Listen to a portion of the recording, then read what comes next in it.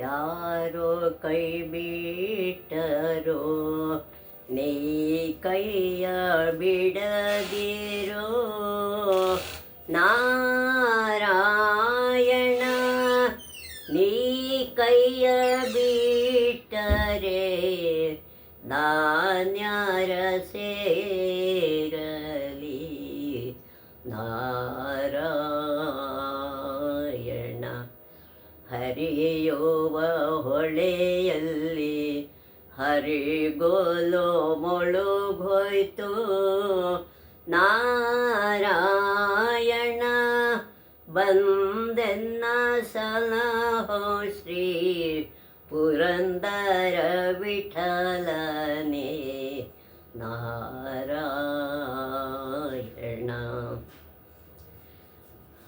ನಮಸ್ಕಾರ ವೀಕ್ಷಕರೇ. ಇಲ್ಲಿ 6ನೇ ಕ್ಷೇತ್ರವಾದ ಮೋಕ್ಷದಾಯಕ ನಗರಗಳಲ್ಲಿ ಉಜ್ಜಯಿನಿ ಅನ್ನೋ ವಿಷಯನ ನಾವಿವತ್ತು ತಿಳ್ಕೊಳ್ಳೋಣ.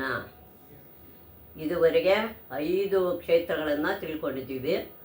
ಅಯೋಧ್ಯ, ಮಥುರಾ, ಕಂಚಿ, ಕಾಶಿ, ಹರಿದ್ವಾರ, ಋಷಿಕೇಶ ಈ ಕ್ಷೇತ್ರಗಳನ್ನು ತಿಳ್ಕೊಂಡಿದ್ದೀವಿ. ಮುಂದೆ ಉಜ್ಜಯಿನಿ ವಿಷಯನ ತಿಳ್ಕೊಳ್ಳೋಣ. ಉಜ್ಜಯಿನಿ ಎಂದರೆ ವಿಜಯದಾಯಿನಿ ಎಂದರ್ಥ. ಉಜ್ಜಯಿನಿ ಅಂದರೆ ವಿಜಯವನ್ನು ಗಳಿಸ್ತಕ್ಕಂಥದ್ದು ಅನ್ನೋ ಅರ್ಥ ಇದರಲ್ಲಿ ಬರುತ್ತೆ. ಸ್ಕಂದ ಪುರಾಣದಲ್ಲಿ ಅವಂತಿ ಖಂಡದ ಪ್ರಕಾರ, ಅದರಲ್ಲಿ ಸ್ಕಂದ ಪುರಾಣದಲ್ಲಿ ಅವಂತಿ ಖಂಡ ಅಂತ ಇದೆ. ಅದರ ಪ್ರಕಾರ ಶಂಕರನಿಗೆ ತ್ರಿಪುರಾಸುರನ ಮೇಲೆ ವಿಜಯ ಪ್ರಾಪ್ತವಾದ ಕ್ಷೇತ್ರ. ತ್ರಿಪುರಾಸುರನಿಂದ ಶಿವನಿಗೆ ವಿಜಯ ಸಿಗುತ್ತೆ. ಅದಕ್ಕಾಗಿ ಆ ಕ್ಷೇತ್ರಕ್ಕೆ ಉಜ್ಜಯಿನಿ ಅಂತ ಹೆಸರು. ಈ ಪುರಾಣದಲ್ಲಿ ಉಜ್ಜಯಿನಿಗೆ ಸಂಬಂಧಿಸಿದ ಉಲ್ಲೇಖ ಸಾಕಷ್ಟಿದೆ. ಈ ಸ್ಕಂದ ಪುರಾಣದಲ್ಲಿ ಉಜ್ಜಯಿನಿಗೆ ಪಟ್ಟಂಥವು ಅನೇಕ ಉಲ್ಲೇಖಗಳಿದೆ. ಅದರಲ್ಲಿ ಅಶೋಕನ ಶಿಲಾಶಾಸನಗಳಲ್ಲಿ ಈ ನಗರವನ್ನು ಉಜ್ಜಯಿನಿ ಎಂದು ಕರೆಯಲಾಗಿದೆ. ಅಶೋಕನ ಕಾಲದಲ್ಲಿ ಇದನ್ನು ಉಜ್ಜಯಿನಿ ಅಂತ ಕರೆದಿದ್ದಾರೆ. ಅನ್ಯನ್ಯ ಅಂದರೆ ಬೇರೆ ಬೇರೆ ಹೆಸರುಗಳಲ್ಲಿ, ಕಲ್ಪಗಳಲ್ಲಿ ಈ ನಗರವು ಕನಕಶೃಂಗ, ಕುಶಸ್ಥಲಿ, ಅವಂತಿ, ಪದ್ಮಾವತಿ, ಕುಮುದ್ವತಿ, ಅಮರಾವತಿ, ವಿಶಾಲ ಮುಂತಾಗಿ ಅನನ್ಯ ಹೆಸರುಗಳಿಂದ ಕರೆಯಲ್ಪಟ್ಟಿದೆ. ಬೇರೆ ಬೇರೆ ಹೆಸರುಗಳಿಂದ ಈ ಪ್ರದೇಶವನ್ನು ಕರೆದಿದ್ದಾರೆ.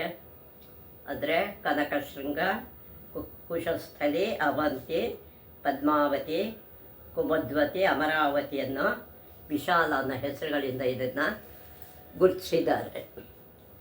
ಮೋಕ್ಷದಾಯಕ 7 ನಗರಗಳನ್ನು ಒಂದು ಶರೀರದ ರೂಪದಲ್ಲಿ ಕಲ್ಪಿಸಿಕೊಂಡರೆ, ಇದು ಒಂದು ದೇಹದ ಪ್ರಕಾರ ಇದನ್ನು 7 ನಗರಗಳನ್ನು ಗುರುತಿಸಿದ್ದಾರೆ.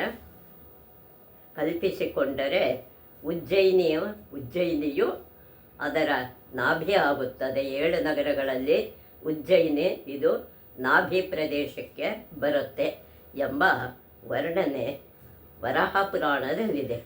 ಹೀಗಂತ ವರಾಹ ಪುರಾಣದಲ್ಲಿ ಈ ವಿಷಯ ಇದೆ. ಉಜ್ಜಯಿನಿ 12 ಜ್ಯೋತಿರ್ಲಿಂಗಗಳಲ್ಲೂ ಒಂದು. 12 ಜ್ಯೋತಿರ್ಲಿಂಗಗಳಲ್ಲಿಯೂ ಇದರ ಹೆಸರು ಉಲ್ಲೇಖ ಬರುತ್ತೆ. ಪರಶಿವನು ಮಹಾಕಾಲನ ರೂಪದಲ್ಲಿ ಇಲ್ಲಿ ನೆಲೆಸಿದ್ದಾನೆ. ಇಲ್ಲಿ ಮಹಾಕಾಲನ ರೂಪದಲ್ಲಿ ಉಜ್ಜಯಿನಿಯಲ್ಲಿ ಇವನು ನೆಲೆಸಿದ್ದಾನೆ ಶಿವ.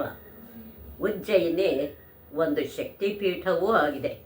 ಶಕ್ತಿಪೀಠ ಕೂಡ ಇಲ್ಲಿ ಉಜ್ಜಯಿನಿ ಹತ್ತಿರ ಇದೆ. ಸತೀದೇವಿಯ ಮೊಣಕೈ ಬಿದ್ದಿರುವುದೆಂದು ನಂಬಲಾದ ಈ ನಗರದಲ್ಲಿ ಅವಳು ಮಾಂಗಲ್ಯ ಚಂಡಿಕಾ ಎಂಬ ಹೆಸರಿನಿಂದ ನೆಲೆಸಿದ್ದಾಳೆ. ಸತೀದೇವಿ ಮೊಣಕೈಯಲ್ಲಿ ಬಿದ್ದಿದೆಯಂತೆ. ಅದಕ್ಕೆ ಈ ನಗರದಲ್ಲಿ ಅವಳು ಮಾಂಗಲ್ಯ ಚಂಡಿಕಾ ಅನ್ನೋ ಹೆಸರಲ್ಲಿ ನೆಲೆಯಾಗಿ ನಿಂತಿರ್ತಾಳೆ.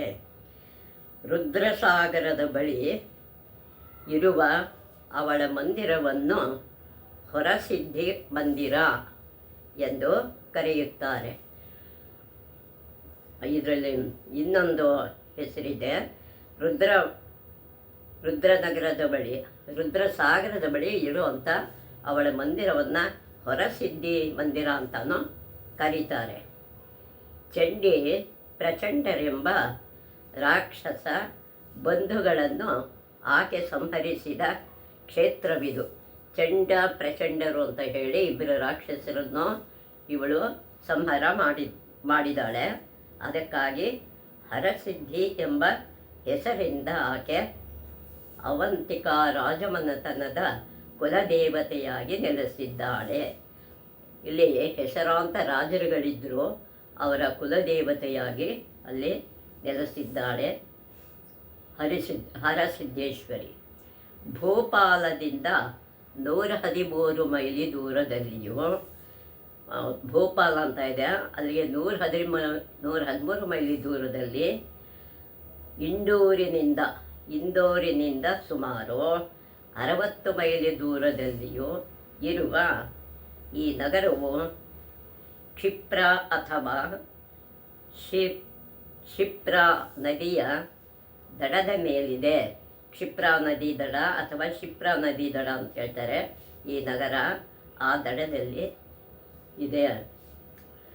ಮಹಾಕಾಲನ ಮಹಾತ್ಮೆಗೆ ಸಂಬಂಧಿಸಿದ ಅನೇಕ ಕಥೆಗಳು, ಮಹಾಕಾಲನ ವಿಷಯಕ್ಕೆ ಅನೇಕ ಕಥೆಗಳು ಸ್ಕಂದ ಪುರಾಣದಲ್ಲಿ ಬರುತ್ತೆ. ಅನೇಕ ಕಥೆಗಳು ಶೈವ ಪುರಾಣಗಳಲ್ಲಿವೆ.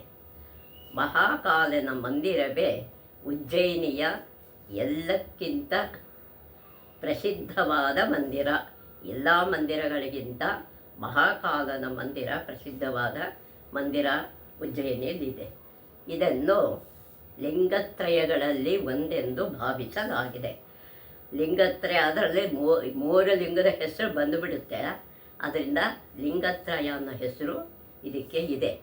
ಅದು ಏನಂದರೆ, ಆಕಾಶೇ ತಾರಕಂ ಲಿಂಗಂ, ಪಾತಾಳೆ ಹಾಟಕೇಶ್ವರಂ, ಮೃತ್ಯುಲೋಕೆ ಮಹಾಕಾಲಂ, ಲಿಂಗತ್ರಯ ನಮೋಸ್ತುತೆ ಅನ್ನೋ ಶ್ಲೋಕ ಅದು. ಅಂದರೆ ಆಕಾಶೇ ತಾರಕಂ ಲಿಂಗಂ, ಪಾತಾಳೆ ಹಾಟಕೇಶ್ವರಂ, ಮೃತ್ಯುಲೋಕೆ ಮಹಾಕಾಲಂ, ಲಿಂಗತ್ರಯ ನಮೋಸ್ತುತೆ. ಅದರ ಅರ್ಥ ಹೀಗಿದೆ: ಮಹಾಕಾಲನ ಮಹತ್ವ, ಆ ಮಹತ್ವ ಅನ್ನೋದು ಅಷ್ಟು ಹೆಸರುವಾಸಿಯಾಗಿದೆ ಆ ಶ್ಲೋಕದಲ್ಲಿ. ಈ ಮಂದಿರದಲ್ಲಿ ಒಂದು ನೆಲೆಮಾಳಿಗೆಯೂ ಸೇರಿದಂತೆ ಒಟ್ಟು 5 ಮಾಳಿಗೆಗಳಿವೆ. ಇದರಲ್ಲಿ 5 ಮಹಡಿಗಳಿದೆ, ಮಾಳಿಗೆಗಳು, ನೆಲಮಾಳಿಗೆಯನ್ನು ಸೇರಿ. ಅದರಲ್ಲಿ ಗರ್ಭಗುಡಿ ಆವರಣದಲ್ಲಿ ಬೆಳಕಿಲ್ಲದಿರುವುದರಿಂದ, ಅಲ್ಲಿ ಬೆಳಕೆ ಇರುವಂತೆ ನೆಲಮಾಳಿಗೆಯಲ್ಲಿ, ಅದಕ್ಕೆ ಸದಾಕಾಲ ದೀಪವನ್ನು ಬೆಳಗಿಸುತ್ತಿರುತ್ತಾರೆ. ಯಾವಾಗಲೂ ದೀಪ ಉಳಿತಾ ಇರುತ್ತೆ. ಅಲ್ಲಿ ನಾಗಪರಿವೇಷ್ಟಿತವಾಗಿರುವ ಮಹಾಕಾಲನ ಲಿಂಗವು ವಿಶಾಲವಾಗಿದೆ. ನಾಗಪರಿವೇಷ್ಟಿತ ಅನ್ನೋದು ಅದುವಾಗಿರುವ ಮಹಾಕಾಲನ ಲಿಂಗ ವಿಶಾಲವಾಗಿ ಅಲ್ಲಿ ಇದೆ. ಸಾಮಾನ್ಯವಾಗಿ ದೇವರಿಗೆ ಒಮ್ಮೆ ಅರ್ಪಿಸಿದ ಹೂವು ಪ್ರಸಾದವೆನಿಸುತ್ತದೆ. ಒಂದ್ಸಲಿ ದೇವರಿಗೆ ಇಟ್ಟರೆ, ಹೂವು ತುಳಸಿ ಏನಿಟ್ಟರು ಅದು ಒಂದೇ ಸಲ ಇಡಬೇಕು, ಮತ್ತದು ಇಡೋಂಗಿಲ್ಲ. ಆದರೆ ಇಲ್ಲಿ ಅದನ್ನೇ ನಿರ್ಮಾಲ್ಯವೆಂದು ಕರಿತೀವಿ. ಅದನ್ನು ನಿರ್ಮಾಲ್ಯ ಅಂತ ಹೇಳಿ ತೆಗೆದುಬಿಡ್ತೀವಿ, ಬೇರೆ ದಿವಸದಲ್ಲಿ ಸ್ವೀಕರಿಸುತ್ತೇವೆ. ಪುನಃ ಅದನ್ನು ದೇವರಿಗೆ ಅರ್ಪಿಸುವಂತಿಲ್ಲ. ತಿರ್ಗಾ ಅದನ್ನು ಮತ್ತೆ ನಾವು ಪೂಜೆಗೆ ಇಡೋಲ್ಲ 2ನೇ ಸಲ. ಆದರೆ ಜ್ಯೋತಿರ್ಲಿಂಗಗಳಿಗೆ ಈ ನಿಯಮವು ಅನ್ವಯಿಸುವುದಿಲ್ಲ.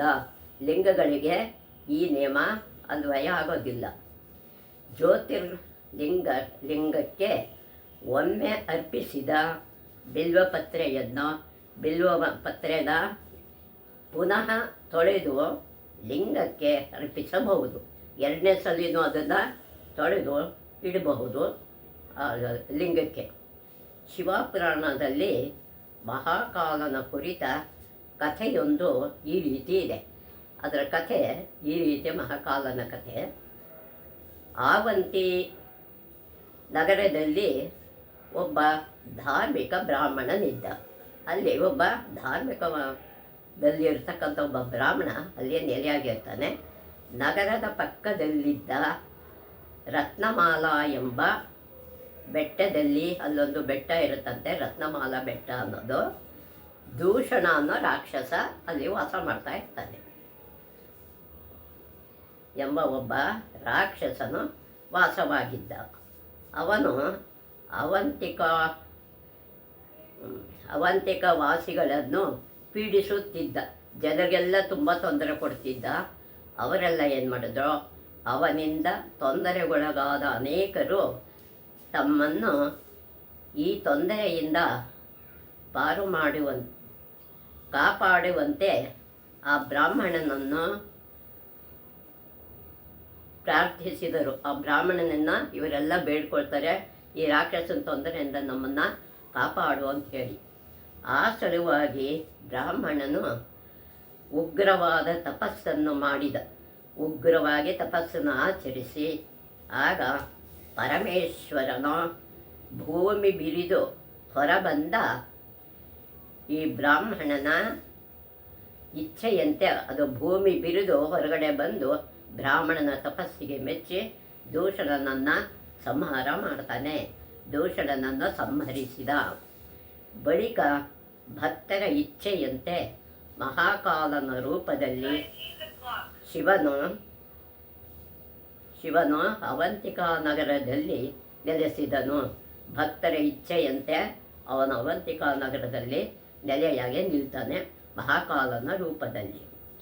ಸ್ಕಂದ ಪುರಾಣದಲ್ಲಿ ಈ ಕ್ಷೇತ್ರವನ್ನು ಮಹಾಕಾಲವನ ಎಂದು ಕರೆಯಲಾಗಿದೆ. ಸ್ಕಂದ ಪುರಾಣದಲ್ಲಿ ಈ ಕ್ಷೇತ್ರವನ್ನು ಮಹಾಕಾಲವನ ಅಂತಲೂ ಕರೆಯಲಾಗಿದೆ. ಇದೊಂದು ಸರ್ವೋತ್ಕೃಷ್ಟ ತೀರ್ಥ ಎಂದು ಅಗ್ನಿಪುರಾಣ ಹೇಳುತ್ತದೆ. ಅಗ್ನಿಪುರಾಣ ಇದೊಂದು ಸರ್ವೋತ್ಕೃಷ್ಟ ತೀರ್ಥ ಅಂತಲೂ ಹೇಳಲಾಗಿದೆ ಅಗ್ನಿಪುರಾಣದಲ್ಲಿ. ಉಜ್ಜಯಿನಿಯ ಮಹಾಕಾಲನ ದರ್ಶನ ಪಡೆದವರು ಅಕಾಲ ಮೃತ್ಯುವಿನಿಂದ ಪಾರಾಗುತ್ತಾರೆ. ಇಲ್ಲಿ ಮಹಾಕಾಲನ ದರ್ಶನ ಮಾಡಿದವರು ಅಕಾಲ ಮೃತ್ಯುವಿಗೆ ತುತ್ತಾಗಲ್ಲ, ಆಗೋ ಸಾಧ್ಯತೆ ಕಡಿಮೆ. ಮುಕ್ತಿ ಪಡೆಯುತ್ತಾರೆ ಎಂದು ಭಾವುಕರ ನಂಬುತ್ತಾರೆ. ಭಕ್ತರು ಇಲ್ಲಿ ಬಂದರೆ ಮುಕ್ತಿ ಸಿಗುತ್ತನ್ನೋ ನಂಬಿಕೆ ಅವರಿಗಿದೆ. ಹರಸಿದ್ಧಿ ಮಂದಿರವು ಉಜ್ಜಯಿನಿಯ ಇನ್ನೊಂದು ಪವಿತ್ರ ಮಂದಿರ. ಇನ್ನೊಂದು ಹರಸಿದ್ಧಿ ಮಂದಿರ ಅಂತಲೂ ಉಜ್ಜಯಿನಿಯಲ್ಲಿ ಇದೆ. ಸ್ಕಂದ ಪುರಾಣದಲ್ಲಿ ಈ ಮಂದಿರದ ಬಗ್ಗೆ ಒಂದು ಕಥೆ ಇದೆ. ಸ್ಕಂದ ಪುರಾಣದಲ್ಲಿ ಇದಕ್ಕೊಂದು ಕಥೆ ಇದೆ. ಅದು ಏನು ಅಂದರೆ, ಒಮ್ಮೆ ಶಿವಪಾರ್ವತಿಯರು ಕೈಲಾಸದಲ್ಲಿ ಪಗಡೆಯಾಡುತ್ತಿದ್ದರು. ಕೈಲಾಸದಲ್ಲಿ ಪಗಡೆ ಆಡ್ತಾ ಇರ್ತಾರೆ. ಅಲ್ಲಿ ಚಂಡ ಪ್ರಚಂಡರೆಂಬ ರಾಕ್ಷಸ ಬಂಧುಗಳು, ಇವರಿಬ್ಬರು ಸಹೋದರರು, ಇವರಿಗೆ ತೊಂದರೆ ಕೊಡತೊಡಗಿದರು. ಈಶ್ವರ ಪಾರ್ವತಿಯರಿಗೆ ರಾಕ್ಷಸರು ತೊಂದರೆ ಕೊಡೋಕ್ಕೆ ಶುರು ಮಾಡ್ತಾರೆ. ಅವರ ಕಿರುಕುಳದಿಂದ ನಂದಿಯು ಗಾಯಗೊಂಡನು. ಪಾಪ ಅದ್ರ ಜೊತೆ ಅವರಿಬ್ಬರ ಜೊತೆ ಹೋರಾಡುತ್ತೆ ನಂದಿ. ಆದರೆ ಅದು ಅವನ ಕೈಲಿ, ನಂದಿ ಕೈಯಲ್ಲಿ ಸಾಧ್ಯ ಆಗೋದಿಲ್ಲ. ಆಗ ಶಿವನು ಆ ದೈತ್ಯರನ್ನು ಸಂಹರಿಸುವಂತೆ ಶಿವೆಯನ್ನು ಪ್ರಾರ್ಥಿಸಿದನು. ಪಾರ್ವತಿನ ಇವರಿಬ್ಬರನ್ನು ನೀನು ಸಂಹಾರ ಮಾಡು ಅಂತ ಅವನಿಗೆ ಪಾರ್ವತಿಗೆ ಹೇಳ್ತಾನೆ. ಹರನ ಇಚ್ಛೆಯಂತೆ ಅವಳು ದೈತ್ಯರನ್ನು ಸಂಹರಿಸಿ ಹರಸಿದ್ಧಿ ಎಂಬ ಹೆಸರಿನಿಂದ ಉಜ್ಜಯಿನಿಯಲ್ಲಿ ನಿಂತಳು. ಅವರನ್ನು ಸಂಹಾರ ಆದಮೇಲೆ ಅವಳು ದೈತ್ಯರ ಸಂಹಾರ ಮಾಡ್ತಾಳೆ. ಆವಾಗ ಹರಸಿದ್ಧಿ ಎಂಬ ಹೆಸರಿನಿಂದ ಉಜ್ಜಯಿನಿಯಳು ನಿಲ್ತಾಳೆ, ಈಶ್ವರನ ಪ್ರೇರೇಪಣೆಯಿಂದ. ಉಜ್ಜಯಿನಿಯಲ್ಲಿ ಒಂದು ಪ್ರಾಚೀನ ಅಕ್ಷಯ ವಟವೃಕ್ಷವಿದೆ. ಅಲ್ಲಿ ಒಂದು ಆಲದ ಮರ ಇದೆ ಉಜ್ಜಯಿನಿಯಲ್ಲಿ. ಯಾತ್ರಿಕರು ತಪ್ಪದೇ ಇದರ ದರ್ಶನ ಪಡೆಯುತ್ತಾರೆ. ಯಾತ್ರಿಕರು ವಟವೃಕ್ಷವನ್ನು ದರ್ಶನ ಮಾಡೇ ಮಾಡ್ತಾರೆ. ಮಹಾಭಾರತ ಕಾಲದಲ್ಲಿ ಉಜ್ಜಯಿನಿ ಶ್ರೇಷ್ಠ ಗುರುಕುಲವನ್ನು ಹೊಂದಿತ್ತು. ಮಹಾಭಾರತದಲ್ಲಿ ಶ್ರೇಷ್ಠ ಗುರುಕುಲ ಇತ್ತು ಮಹಾಭಾರತ ಕಾಲದಲ್ಲಿ.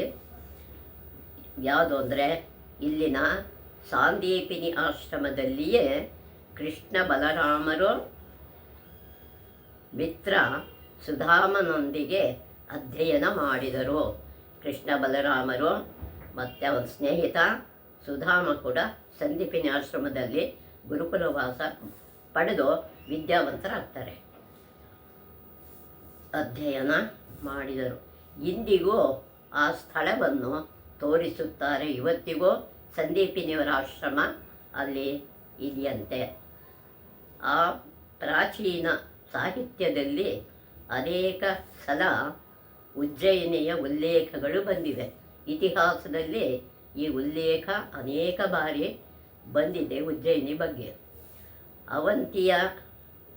ಅವಂತಿಯ ಕ್ಷತ್ರಿಯರು ತಮ್ಮನ್ನು ಹೈಹಯ ಕಾರ್ತಿವೀರ್ಯಾರ್ಜುನ ವಂಶದವರೆಂದು ಭಾವಿಸಿದ್ದರು. ಅವ್ರಿಗೆ ಹೈಹಯ ಅನ್ನೋ ಒಂದು ವಂಶ ಇರುತ್ತೆ. ಅಲ್ಲಿ ಕಾರ್ತಿವೀರ್ಯಾರ್ಜುನ ಇರ್ತಾನೆ, ಅವನ ವಂಶದವರು ಅಂತ ಅವರ ನಂಬಿಕೆ ಅಲ್ಲಿ ರಾಜರಿಗೆ. ಹೈಹಯ ಮತ್ತು ಯಾದವ ವಂಶದವರಲ್ಲಿ ಯಾದವ ವಂಶ ಇವರಿಬ್ಬರಲ್ಲಿ ಸಂಬಂಧ ರಕ್ತ ಸಂಬಂಧಗಳು ಬೆಳೆದಿವೆ.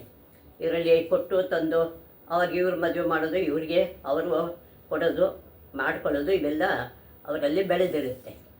ಯಾದವ ಕನ್ಯೆಯಾದ ರಾಜ್ಯಾಧಿ ದೇವಿಯು ಅವಂತಿ ರಾಜನನ್ನು ವರಿಸಿ, ಅವಳು ಯಾದವ ಕುಲದ ಹೆಣ್ಣು,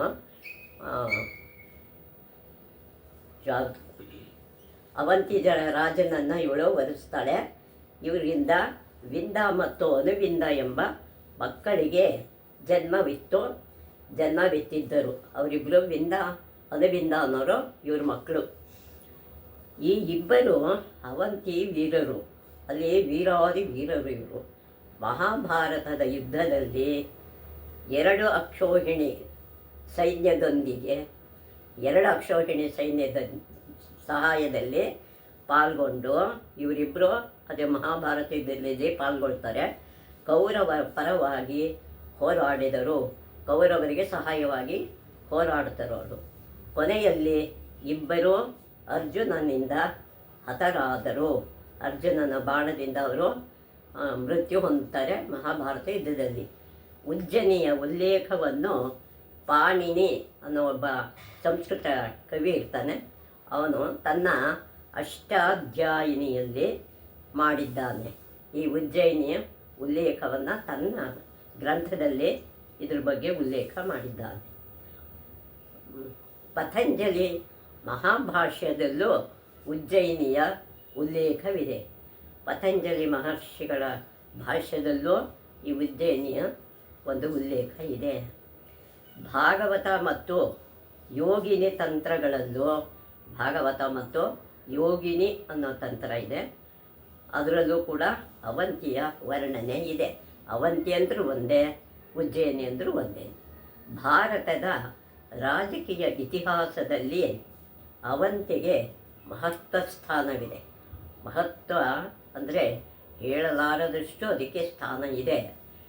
ಬುದ್ಧನ ಸಮಕಾಲೀನನಾದ ಪ್ರಜ್ಯೋತ ವಂಶೀಯರು ಅಂತ ಪ್ರಜ್ಯೋತ ಒಂದು ವಂಶ ಇದೆ. ಪರಾಕ್ರಮದಿಂದ ಮಗಧ ಸಾಮ್ರಾಟರು ಬೆಚ್ಚಿ ಬೀಳುತ್ತಿದ್ದರು. ಇವರಿಗೆಲ್ಲ ಎಷ್ಟು ಶಕ್ತಿವಂತರು ಅಂದರೆ ಸಾಮ್ರಾಟರು ಕೂಡ ಬೆಚ್ಚಿ ಬೀಳ್ತಾ ಇದ್ದಂತೆ. ಇವರ ಆಕ್ರಮಣದಿಂದ ಪಾರಾಗಲೆಂದು ಅಜಾತ ಶತ್ರುವು ತನ್ನ ರಾಜಧಾನಿಯಾದ ರಾಜಗೃಹದ ಸುತ್ತಲೂ ಬಲವಾದ ಗೋಡೆಯನ್ನು ಕಟ್ಟಿಸಿದ್ದನು. ಅದಕ್ಕೆ ಯಾರೂ ಶತ್ರುಗಳು ಬರಬಾರ್ದು ಅಂತ ಆ ಕೋಟೆ ಸುತ್ತ ಗೋಡೆನ ಕಟ್ಟಿಸಿರ್ತಾನೆ. ಅದು ರಾಜಗೃಹ ಅನ್ನೋ ಹೆಸರದು. ಗೋಡೆಗಳನ್ನು ಕಟ್ಟಿಸಿದ್ದನು. ಅವಂತಿಕಾದ ರಾಜನಾದ ಪ್ರದ್ಯೋತ ರಾಜ ಬುದ್ಧನ ದಿನದಂದೇ ಜನಿಸಿದನು. ಅವನು ಬುದ್ಧ ಯಾವಾಗ ಹುಟ್ಟುತ್ತಾ ಅದೇ ದಿನದಲ್ಲಿ ಇವನು ಹುಟ್ಟಿರ್ತಾನಂತೆ. ಮತ್ತು ಬುದ್ಧನಿಗೆ ಜ್ಞಾನೋದಯವಾದ ನಂತರವೇ ಉಜ್ಜಯಿನಿಯ ಸಿಂಹಾಸನವನ್ನೇರಿದನು. ಅವನ ಜ್ಞಾನೋದಯ ಆಗಿದ್ದ ದಿನವೇ ಇವನು ಉಜ್ಜಯಿನಿ ಸಿಂಹಾಸನ ಏರ್ತಾನಂತೆ. ರಾಜ ಪ್ರದ್ಯೋತ ಇವನ ಮಗಳಾದ ವಾಸವದತ್ತೆಯನ್ನು ವತ್ಸರಾಜನಾದ ಉದಯನು ಅಪಹರಿಸಿ, ವತ್ಸ ಅಂತ ಒಂದು ದೇಶ ಐತೆ, ಆ ರಾಜನಾದ ಉದಯ ಏನು ಮಾಡ್ತಾನೆ, ವಾಸವದತ್ತೆನ ಅಪಹರಿಸ್ತಾನೆ. ಈ ಘಟನೆಯು ಮಹಾಕವಿ ಭಾಸನಿಗೆ, ಇದು ಭಾಸನ ನಾಟಕದಲ್ಲಿ ಬರುತ್ತೆ, ಭಾಸನಿಗೆ ಸ್ವಪ್ನವಾಸವದತ್ತ ಮತ್ತು ಪ್ರತಿಜ್ಞಾ ಯೋಗಂಧರಾಯಣ ಎಂಬ ನಾಟಕಗಳನ್ನು ಬರೆಯಲು ಪ್ರೇರಣೆ ನೀಡಿತು. ಇವೆರಡು ನಾಟಕಗಳನ್ನು ಭಾಸಕವಿ ಬರೀತಾನೆ. ಮೌರ್ಯರ ಕಾಲದಲ್ಲಿ ಮಾಳವ ಪ್ರದೇಶವು ಮೌರ್ಯ ಸಾಮ್ರಾಜ್ಯದ ಭಾಗವಾಗಿತ್ತು. ಮಾಳವ ದೇಶ ಮೌರ್ಯರ ಸಾಮ್ರಾಜ್ಯದ ಭಾಗವಾಗಿರುತ್ತೆ. ಸಾಮ್ರಾಟ್ ಅಶೋಕನು ಪ್ರಾರಂಭದಲ್ಲಿ ಸ್ವಲ್ಪ ಕಾಲ ರಾಜಪ್ರತಿನಿಧಿಯಾಗಿ ಉಜ್ಜಯಿನಿಯಲ್ಲಿದ್ದನು. ರಾಜಪ್ರತಿನಿಧಿಯಾಗಿ ಇಲ್ಲಿ ಸ್ವಲ್ಪ ದಿವಸ ಅಶೋಕ ನೆಲೆಸಿರ್ತಾನೆ. ಅಶೋಕನ ಪಟ್ಟಮಹಿಷಿ ಶ್ರೀದೇವಿಯು ಉಜ್ಜಯಿನಿಯ ಒಬ್ಬ ವ್ಯಾಪಾರಿಯ ಮಗಳು. ಶ್ರೀದೇವಿ ಅನ್ನೋಳು ಒಬ್ಬ ವ್ಯಾಪಾರಿ ಮಗಳು. ಅವಳು ಅಶೋಕನ ಪಟ್ಟಮಹಿಷಿಯಾಗಿರ್ತಾಳೆ. ಆದ್ದರಿಂದ ಇವರ ಮಕ್ಕಳಾದ ಮಹೇಂದ್ರ ಮತ್ತು ಸಂಘಮಿತ್ರೆಯರು ಬೌದ್ಧ ಧರ್ಮದ ಪ್ರಚಾರಕ್ಕೆ ತಮ್ಮ ಬದುಕನ್ನು ಮುಡಿಪಿಟ್ಟು ಇತಿಹಾಸದಲ್ಲಿ ಪ್ರಸಿದ್ಧರಾಗಿದ್ದಾರೆ. ಇವರಿಬ್ಬರು ಬೌದ್ಧ ಪ್ರಚಾರಕ್ಕೆ ತಮ್ಮ ಬದುಕನ್ನೇ ಮೀಸಲಾಗಿ ಇಟ್ಟಿದ್ದಾರೆ. ಮೌರ್ಯರ ಬಳಿಕ ಗಂಧರ್ವಸೇನ ರಾಜವಂಶದವರು ಇಲ್ಲಿ ಆಳತೊಡಗಿದರು. ಗಂಧರ್ವಸೇನ ವಂಶಸ್ಥರು ಇಲ್ಲಿ ಆಳೋದಕ್ಕೆ ಶುರು ಮಾಡ್ತಾರೆ. ಬಳಿಕ ಸ್ವಲ್ಪ ಕಾಲ ಶಕರು ಇಲ್ಲಿ ಆಳಿದರು. ಶಕರ ವಂಶ ಅಂತಿರುತ್ತೆ, ಅವರು ಇಲ್ಲಿ ಸ್ವಲ್ಪ ದಿವಸ ಆಳ್ತಾರೆ. ಕ್ರಿಸ್ತಪೂರ್ವ 57ರಲ್ಲಿ ವಿಕ್ರಮಾದಿತ್ಯನು ಶಕರನ್ನು ಸೋಲಿಸಿ, ಇಲ್ಲಿ ವಿಕ್ರಮಾದಿತ್ಯ ಬರ್ತಾನೆ, ಅವನು ಶಕರನ್ನು ಸೋಲಿಸಿ ಉಜ್ಜಯಿನಿಯ ಸಿಂಹಾಸನವನ್ನೇರಿದನು. ಉಜ್ಜಯಿನಿ ಸಿಂಹಾಸನವನ್ನು ವಿಕ್ರಮಾದಿತ್ಯ ಏರ್ತಾನೆ. ವಿಕ್ರಮನ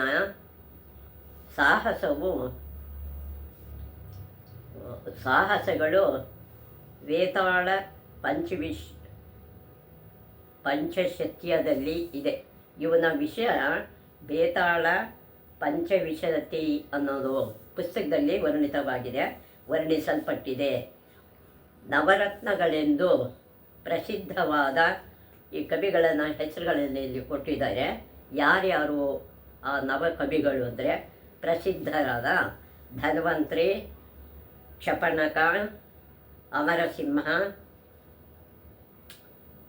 ಮಧು, ವೇತಾಳ ಭಟ್ಟ, ರಣಕರ್ಪೂರ, ಕಾಳಿದಾಸ, ವರಹಮಿಹಿರ ಮತ್ತು ವಾರುಚಿ ಎಂಬ ಕವಿಗಳು ಇದ್ದರು. ಇಷ್ಟು ಜನ ಅವರ ಆಸ್ಥಾನದಲ್ಲಿ, ವಿಕ್ರಮಾದಿತ್ಯನ ಆಸ್ಥಾನದಲ್ಲಿ. ವೈದ್ಯರು, ವಿಜ್ಞಾನಿಗಳು, ಖಗೋಳಶಾಸ್ತ್ರಜ್ಞರು ಇವರ ಕಾಲದಲ್ಲಿ ಉಜ್ಜಯಿನಿಯಲ್ಲಿದ್ದರು. ವೈದ್ಯರು, ವಿಜ್ಞಾನಿಗಳು, ಖಗೋಳಶಾಸ್ತ್ರಜ್ಞರು ಎಲ್ಲರೂ ಇವನ ಆಸ್ಥಾನದಲ್ಲಿ ಇದ್ದರು ಎಂದು ಹೇಳುತ್ತಾರೆ. ಪುನಃ 1ನೇ ಶತಮಾನದಲ್ಲಿ ಶಕರು ಮಾಳವವನ್ನು ಗೆದ್ದು 3 ಶತಮಾನಗಳ ಕಾಲ ಇದನ್ನು ತಮ್ಮ ವಶದಲ್ಲಿರಿಸಿಕೊಂಡರು. 3 ಶತಮಾನಗಳ ಕಾಲ ಈ ಮಾಳವ ದೇಶವನ್ನು ಇವರು ಆಳಿದರೆ ಶಕರು. ನಂತರ ಸಾಮ್ರಾಟ್ ಚಂದ್ರಗುಪ್ತ ವಿಕ್ರಮಾದಿತ್ಯನು ಶಕರನ್ನು ಮತ್ತೆ ವಿಕ್ರಮಾದಿತ್ಯ ಬಂದು ಇವರು ಶಕರನ್ನೆಲ್ಲ ಸೋಲಿಸಿ ಮಾಳವವನ್ನು ಗುಪ್ತ ಸಾಮ್ರಾಜ್ಯದಲ್ಲಿ ವಿಲೀನಗೊಳಿಸಿದ. ತಮ್ಮ ರಾಜ್ಯಕ್ಕೆ ಇದನ್ನು ಸೇರಿಸ್ಕೊಳ್ತಾನೆ. ಗುಪ್ತರ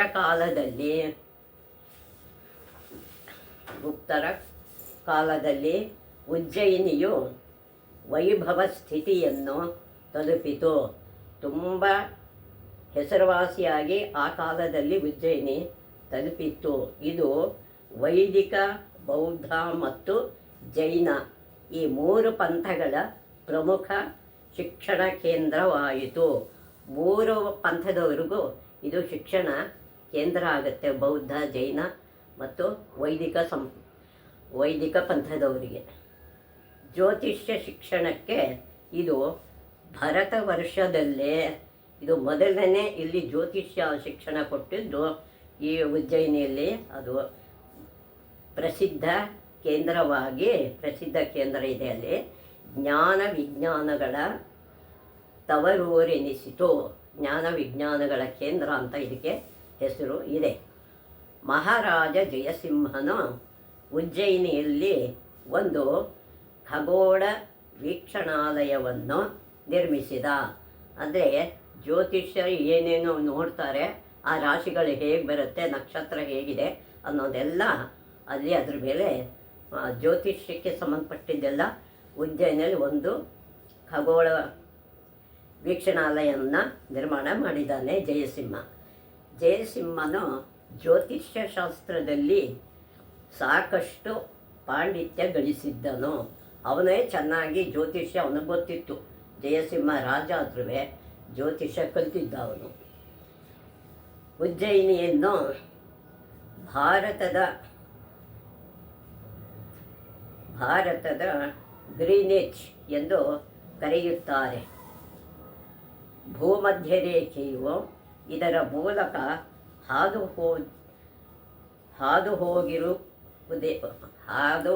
ಹೋಗಿರುವುದೆಂದು ತಿಥಿ ಚಿಂತಾಮಣಿಯಲ್ಲಿ ಹೇಳಲಾಗಿದೆ.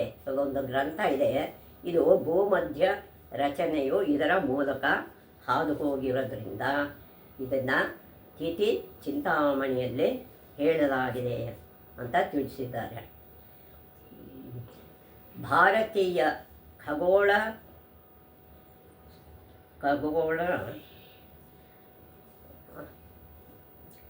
ಖಗೋಳಶಾಸ್ತ್ರಜ್ಞರ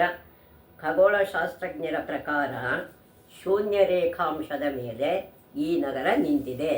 ಶೂನ್ಯ ರೇಖಾಂಶದ ಮೇಲೆ ಈ ಉಜ್ಜಯಿನಿ ನಗರ ನಿಂತಿದೆ.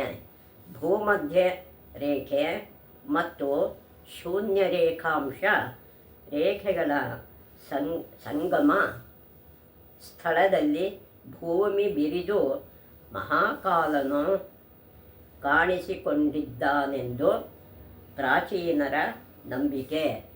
ಇಲ್ಲಿ ಏಕೆ ಈ ರೇಖಾಂಶ ಮತ್ತು ಶೂನ್ಯ ರೇಖಾಂಶ ರೇಖೆಗಳ ಸಂಗಮ ಸ್ಥಳದಲ್ಲಿ ಏನಾಗಿದೆ ಅಂದರೆ ಭೂಮಿ ಬಿರಿದು ಮಹಾಕಾಲ ಅಲ್ಲಿಂದ ಹೊರಬಂದ, ಕಾಣಿಸಿಕೊಂಡಿದ್ದಾನೆ ಅಂತ ಪ್ರಾಚೀನರ ಅಭಿಪ್ರಾಯ, ನಂಬಿಕೆ. 12 ವರ್ಷಗಳಿಗೊಮ್ಮೆ ಗುರು ವೃಶ್ಚಿಕ ರಾಶಿಯನ್ನು ಪ್ರವೇಶಿಸಿದಾಗ ಗುರು ವೃಶ್ಚಿಕ ರಾಶಿಯನ್ನು 12 ವರ್ಷಕ್ಕೊಂದ್ಸಲ ಪ್ರವೇಶ ಮಾಡ್ತಾನೆ. ಅಲ್ಲಿ ಪ್ರವೇಶಿಸಿದಾಗ ಏನಾಗುತ್ತೆ, ಇಲ್ಲಿ ಕುಂಭಮೇಳ ನಡೆಯುತ್ತದೆ. ಉಜ್ಜಯಿನಿಯಲ್ಲಿ 12 ವರ್ಷಕ್ಕೊಂದ್ಸಲಿ ಕುಂಭಮೇಳ ಆಗುತ್ತೆ. ಹ್ಯೂಯನ್ಸಾಂಗನು 7ನೇ ಶತಮಾನದಲ್ಲಿ ಭಾರತ ದರ್ಶನಕ್ಕೆ ಬಂದವನು. ಉಜ್ಜಯಿನಿಯನ್ನು ನೋಡಿದ್ದಾನೆ. ಹಾಗೂ ಕೂಡ ಉಜ್ಜಯಿನಿಯನ್ನು ಅವನು ಸಂದರ್ಶನ ಮಾಡ್ತಾನೆ. ಅವನು ಬಂದಾಗ ಒಬ್ಬ ಬ್ರಾಹ್ಮಣ ರಾಜನಿದ್ದಂತೆ ಉಜ್ಜಯಿನಿಯನ್ನು ಆಳುತ್ತಿದ್ದನಂತೆ. ಬ್ರಾಹ್ಮಣ ಆಳ್ತಾ ಇದ್ದಂತೆ. ಅವಾಗ 9ನೇ ಶತಮಾನದ ಬಳಿಕ ಮಾಳವದ ಅಧಿಕಾರವು ಪರಮಾರ ವಂಶದವರ ಕೈ ಸೇರಿತು. ಪರಮಾರರು ಅಂತ ಒಂದು ಗುಂಪಿರುತ್ತೆ. ಆ ರಾಜ್ಯದ ಕೈಗೆ ಇದು ಮತ್ತೆ ಸೇರಿಕೊಳ್ಳುತ್ತೆ. ಇತಿಹಾಸ ಪ್ರಸಿದ್ಧ ಭೋಜರಾಜನು ಧಾರಾನಗರದ ಮೂಲಕ, ಪ್ರಸಿದ್ಧ ಭೋಜರಾಜ ಇರ್ತಾನೆ, ಅವನು ಧಾರಾನಗರದ ಮೂಲಕ ಮಾಳವವನ್ನಾಳಿದನು. ಆ ಕಡೆಯಿಂದ ಈ ರಾಜ್ಯವನ್ನು ಆಳ್ತಾ ಇರ್ತಾನೆ. ವಿಕ್ರಮಾದಿತ್ಯ ಮತ್ತು ಭರ್ತೃಹರಿಯಂತಹ ರಾಜಶ್ರೇಷ್ಠರ ಆಳ್ವಿಕೆಯನ್ನು ಕಂಡ ಈ ನಗರ 13ನೇ ಶತಮಾನದ ಕೊನೆಯಲ್ಲಿ ಅಲ್ಲಾವುದ್ದೀನನ ವಶವಾಯಿತು. 13ನೇ ಶತಮಾನದಲ್ಲಿ ಅಲ್ಲಾವುದ್ದೀನನ ಕೈ ಸೇರಿತು. 1531ರಿಂದ ಬಹದ್ದೂರ್ ಶಹನ ಅಧಿಕಾರಕ್ಕೆ ಸೇರಿತು. ನಂತರ 1531ರಲ್ಲಿ ಇದು ಬಹದ್ದೂರ್ ಶಹನ ಕೈಗೆ ಸಿಕ್ಬಿಡುತ್ತೆ. ಇದು 1571ರಲ್ಲಿ ಅಕ್ಬರನ ಸಾಮ್ರಾಜ್ಯದಲ್ಲಿ ಸೇರಿತು. 1571ರಲ್ಲಿ ಅಕ್ಬರನ ಕೈ ಸೇರುತ್ತೆ. ಪುನಃ 1792ರಲ್ಲಿ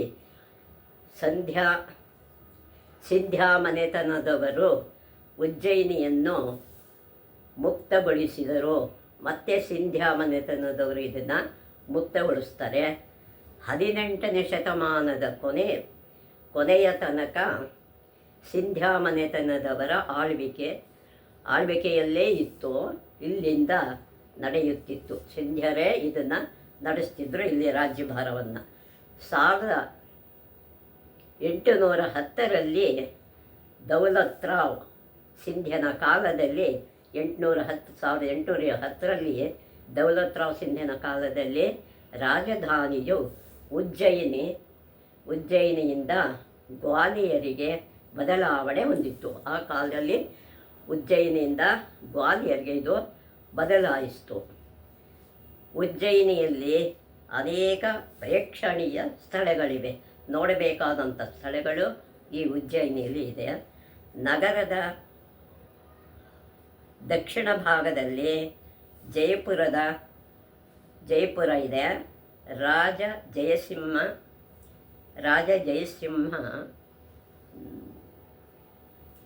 ಜಯಸಿಂಹನು ಕಟ್ಟಿಸಿದ ಖಗೋಳ ವೀಕ್ಷಣಾಲಯವಿದೆ. ರಾಜ ಜಯಸಿಂಹ ಖಗೋಳ ವೀಕ್ಷಣಾಲಯ ಕಟ್ಟಿಸಿದ್ದಾನೆ. ಅದು ನೋಡೋವಂಥ ಸ್ಥಳ. ಕ್ಷಿಪ್ರಾ ನದಿಯ ದಡದಲ್ಲಿ ಪ್ರಶಸ್ತವಾದ ಸ್ನಾನಘಟ್ಟಗಳಿವೆ. ಅಲ್ಲಿ ಸ್ನಾನ ಮಾಡೋಕ್ಕೆ ಅನುಕೂಲತೆ ಇದೆ. ಅಲ್ಲಲ್ಲಿ ಅನೇಕ ಸುಂದರ ಮಂದಿರಗಳಿವೆ. ನೋಡಬೇಕಾದ ಮಂದಿರಗಳು, ದೇವಾಲಯಗಳು ಇದೆ. ಮಹಾಕಾಲನ ಮಂದಿರದ ಮುಂಭಾಗದಲ್ಲಿ ಕೋಟಿ ತೀರ್ಥ ಎಂಬ ಪುಷ್ಕರಣಿ ಇದೆ. ಅದರ ಮುಂದೆನೇ ಕೋಟಿ ತೀರ್ಥ ಎಂಬ ಪುಷ್ಕರಣಿ ಕೂಡ ಇದೆ. ಕಾಲ ಪ್ರತೀಕ ಕಾರ್ತೀಕ ಪುಷ್ಕರಣಿದೆ. ಕಾರ್ತೀಕ, ಮಾಘ, ಶ್ರಾವಣ ಮುಂತಾದ ಪುಣ್ಯ ಮಾಸಗಳಲ್ಲಿ ಸಹಸ್ರಾರು ಯಾತ್ರಿಕರು ಉಜ್ಜಯಿನಿಗೆ ಬರುತ್ತಾರೆ. ಕಾರ್ತಿಕ, ಮಾಘ, ಶ್ರಾವಣ ಮಾಸಗಳಲ್ಲಿ ಇಲ್ಲಿ ಬಂದು ಯಾತ್ರಿಕರು ಬಂದು ಸ್ನಾನ ಮಾಡುತ್ತಾರೆ, ದೇವರ ದರ್ಶನ ಮಾಡ್ತಾರೆ. ಮಾಘ ಶಿವರಾತ್ರಿಯಲ್ಲಿ ನಡೆಯುವ ಮಹಾಕಾಲನ ಉತ್ಸವವಂತೂ ಉಜ್ಜಯಿನಿಯ ಬಲು ದೊಡ್ಡ ಉತ್ಸವವಾಗಿರುತ್ತದೆ. ಅದು ನೋಡೋಕ್ಕೆ ಎಲ್ಲರಲ್ಲಿ ಎಲ್ಲ ಕಡೆಯಿಂದನೂ ಬರ್ತಾರೆ ಶಿವರಾತ್ರಿ ಟೈಮಲ್ಲಿ. ಚಿತ್ರಗುಪ್ತ ಮಂದಿರ, ಕೃಷ್ಣ ಬಲರಾಮರ ಮಂದಿರ, ಸಾಂದೀಪಿನಿ ಆಶ್ರಮ,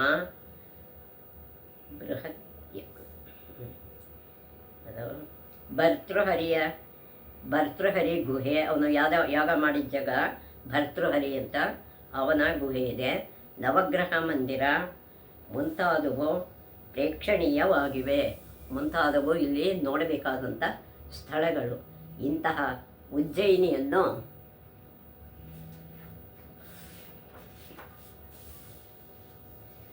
ವರ್ಣಿಸಲು ಕಾಳಿದಾಸನಿಗೆ ಮಾತ್ರ ಸಾಧ್ಯ.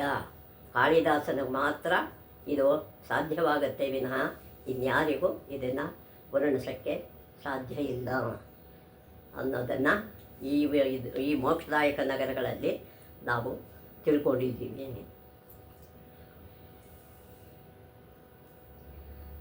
ಯೋಗಿ ಮನೆಗೆ ಬಂದ ಶ್ರೀ